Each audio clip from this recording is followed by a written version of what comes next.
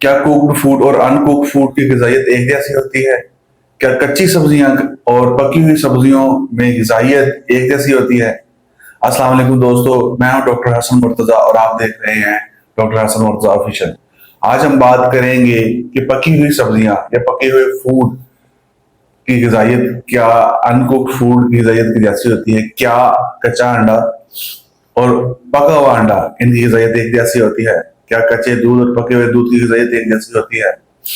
क्या कच्चे तेल की और पके हुए तेल की ग़िज़ाइयत एक जैसी होती है, जैसे कि ऑलिव ऑयल की ग़िज़ाइयत एक जैसी होती है?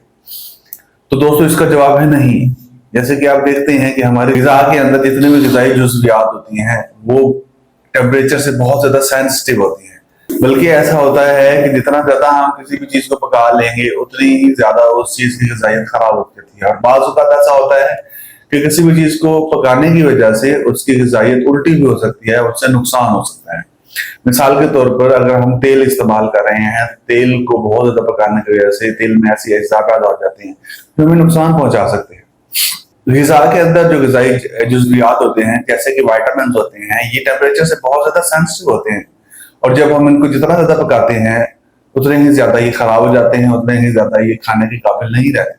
इसी तरह जैसे कि ऑलिव ऑयल में बहुत ज्यादा विटामिन होते हैं और मिनरल्स होते हैं। मिनरल्स को तो टेम्परेचर से इतना इफेक्ट नहीं होता, लेकिन विटामिन जो होते हैं वो जब बहुत ज्यादा पकाने से खराब हो जाते हैं।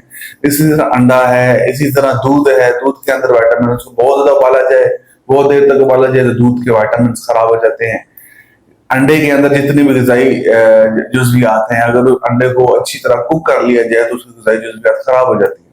अब क्या किया जाए कि हमें इन चीजों की ग़िज़ाई जुज़वियात से मुकम्मल तौर पे भरपूर तौर पे फायदा हासिल हो, हमें इससे मुकम्मल तौर पर मुस्तफीद हो? तो दोस्तों आपने करना ही है कि जो भी चीज बगैर पकाए, बगैर कुक किए खाई जा सकती है उसको इस्तेमाल करें, उसको खाएं। जैसे कि सब्जियां हैं जो बगैर खाए इस्तेमाल की जा सकती हैं, खीरा है, मूली है, गाजर है, बंद गोभी है, उसको इस्तेमाल करें। फ्रूट्स जितने आप इस्तेमाल कर सकते हैं वो आप इस्तेमाल करें ज्यादा से ज्यादा। इसी तरह जो चीज हाफ प्रोसेस करके इस्तेमाल की जा सकती है, जैसे कि अंडा आप हाफ प्रोसेस करके इस्तेमाल सकते हैं, हाफ बॉयल अंडा, हाफ फ्राई अंडा, कि उसकी जर्दी बिल्कुल कच्ची रहे, वो आप इस्तेमाल कर सकते हैं। इसी तरह दूध के हवाले से बहुत ज्यादा कंट्रोवर्सी है, लेकिन दूध आपने इस तरह इस्तेमाल करना है कि उसके अंदर जरासीम जो है वो खत्म हो जाए। इसके हवाले से भी मैं एक वीडियो बनाऊंगा।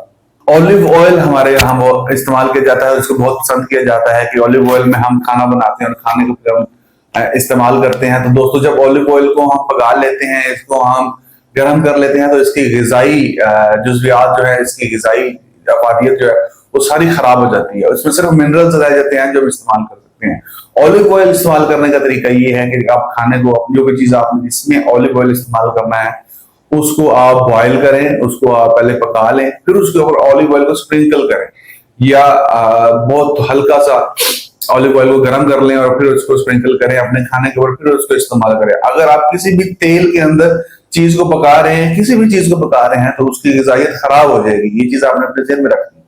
जितना ज्यादा आप किसी चीज को हीट करेंगे उतनी ही उसकी ग़िज़ाइयत खराब होती जाएगी। उम्मीद है ये वीडियो आपके लिए बड़ी मुफीद रही होगी। लाइक करें, सब्सक्राइब करें। बहुत शुक्रिया।